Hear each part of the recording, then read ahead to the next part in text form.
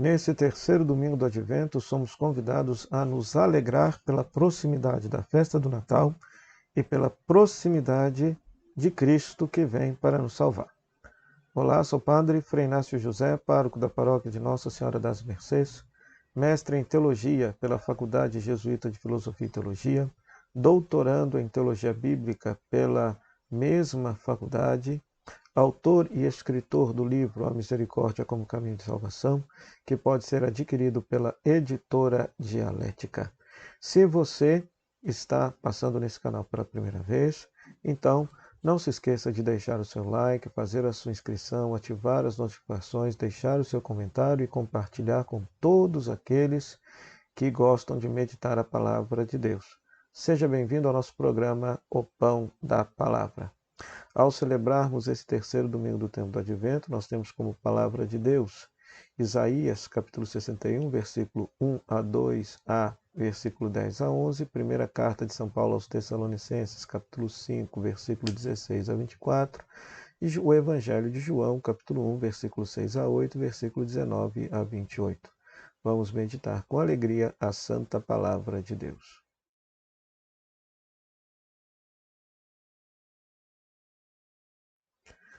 Pois, muito bem, querido irmão, querida irmã. Na primeira leitura, nós temos esse trecho do livro do profeta Isaías, é o terceiro profeta Isaías. Esta figura, este personagem, exulta de alegria em Deus, porque o Espírito do Senhor foi derramado sobre ele para enviar e ele se sente enviado a dar a boa nova aos humildes, redimir os cativos.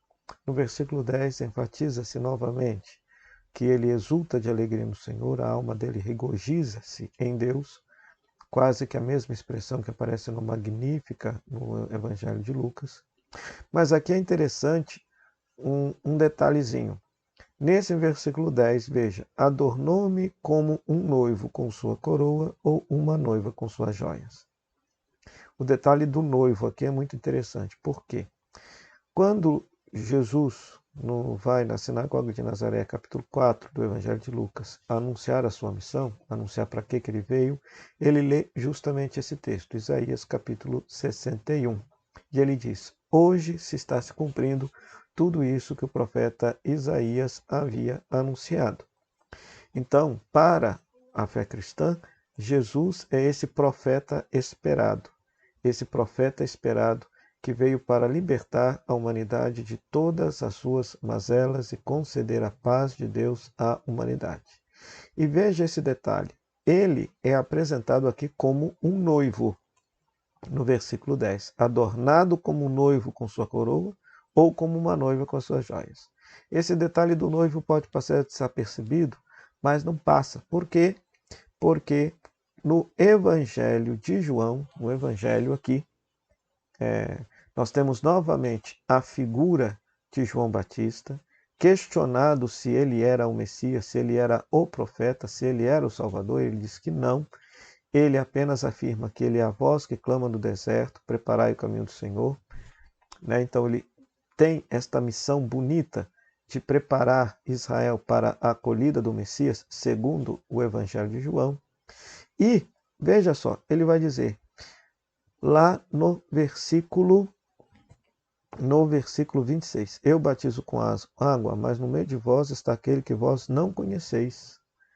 Aqui tem uma diferença, se nos sinóticos, por exemplo, se no domingo passado, João Batista dizia que nós precisamos nos converter porque os nossos pecados retardam a chegada do Messias, nesse texto ele fala que o Messias já está no meio do povo, muito embora o povo não reconheça quem seja o Messias. E veja, eu não mereço desamarrar a correia de suas sandálias. Ora, esse desamarrar sandálias tem dois sentidos. O primeiro sentido é o sentido do escravo. João Batista está dizendo, eu não mereço nem ser escravo daquele que é o Messias. Porque normalmente naquela época quem carregava as sandálias dos seus donos eram os escravos. Mas tem um segundo sentido, que é o sentido do levirato. O que é aquela lei do levirato? Que está lá no livro de Deuteronômio. Se uma mulher fica viúva e não tem um filho homem, ou seja, se um homem casou-se com uma mulher, morreu e não deixou um descendente homem, o irmão ou o parente homem mais próximo dele deverá casar-se com esta viúva a fim de lhe fazer um filho homem, a fim de perpetuar a sua herança. Tá certo? Era o costume. Se por acaso o parente próximo não quisesse fazer isso, a viúva tinha que desamarrar a sandália desse cunhado, como um gesto público, um ritual público, dizendo que ele não estava assumindo esse compromisso.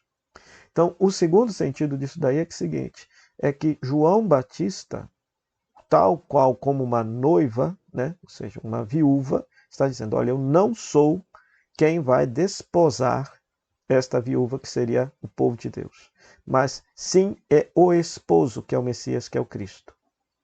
É como se ele dissesse assim, eu não sou o esposo de Israel. O esposo de Israel é o Messias, aquele que eu já apresentei como Cordeiro de Deus e que vocês não estão reconhecendo. Então é um detalhe muito interessante aqui no texto. Então, nesse tempo do advento, nós já sabemos, Cristo já veio, já abriu-nos o caminho da salvação, ele está presente nos sacramentos, está presente na palavra de Deus, está presente na comunidade reunida, está presente nos pobres e sofredores. E nós muitas vezes não o reconhecemos. É necessário abrir os nossos olhos para reconhecê-lo, para viver esse vínculo de amor com o esposo que a Bíblia chama de aliança. Revigorar a nossa aliança com Cristo. E na segunda leitura, nós temos esta mensagem de Paulo na carta aos Tessalonicenses dizendo: ficai sempre alegres, rezai sem cessar.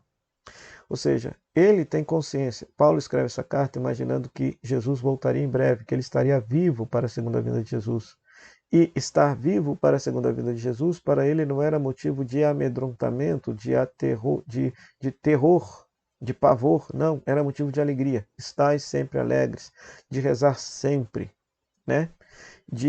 E veja, e que todo o nosso ser, espírito, alma e corpo, esteja preparado para a vinda de nosso Senhor Jesus Cristo. Então é muito bonito isso. A liturgia hoje nos chama, portanto, a nos alegrar, porque o Natal se aproxima, mas também porque a vinda de Jesus está perto. A qualquer dia pode acontecer. Isso deve ser motivo de alegria. Deve ser motivo de alegria, porque temos fé, porque sabemos que Ele vem para salvar. Então, se nós estamos trilhando o caminho que Jesus ensinou, então a segunda vinda de Jesus não há o que temer. É motivo de alegria, é motivo de festa, é motivo de gozo em Deus. Inclusive, em toda a Santa Missa nós dizemos, vem Senhor Jesus, anunciamos a sua morte e dizemos, vem Senhor Jesus. Em cada Santa Missa nós clamamos com alegria, vem Senhor Jesus, porque nós sabemos que virás para salvar e a sua vinda será motivo de alegria, de salvação e de libertação. Então, nesse terceiro domingo do tempo do Advento, demos graças a Deus. Demos graças a Deus porque Jesus já veio, o Messias já veio para libertar a humanidade de todas as suas mazelas. Cabe a nós reconhecê-lo, cabe a nós estabelecermos esse vínculo bonito de esposo, esse vínculo de aliança, tal qual nós, esposa de Cristo, para com o esposo, que é o próprio Cristo, que é o Messias. Né? Então, dar graças a Deus. E pedir ao Senhor que conceda-nos cada vez mais um coração alegre e feliz. Porque saber que a cada instante a nossa partida para o céu se aproxima, ou que a cada instante a vinda de Cristo se aproxima, isso deve ser, para aquele que crê, motivo de alegria, porque está trilhando um caminho de santidade, um caminho de amor com Deus. O Senhor esteja convosco, Ele está no meio de nós. Que a bênção de Deus Todo-Poderoso, Ele que é Pai, Filho, Espírito Santo, desça sobre você e permaneça para sempre. Amém. Meu muito obrigado à Rádio Comunidade FM, que nos cede esse espaço para pregar a Palavra de Deus, à Web Rádio Nossa Mãe de Birité, também nossa parceira na evangelização. Nós continuamos a divulgar a nossa peregrinação para a Terra Santa, só que agora com uma diferença. Dado o contexto da guerra lá em Israel, então a peregrinação foi atrasada para o dia 4 de novembro, para o mês de novembro do ano que vem. Maiores informações, tratar com a Kelly Melo pelo telefone que nós vamos deixar aqui, divulgado aqui embaixo. Louvado seja o nosso Senhor Jesus Cristo, para sempre seja louvado. Muito obrigado pela sua audiência. Até o próximo programa, O Pão da Palavra, se Deus quiser. Tchau, tchau.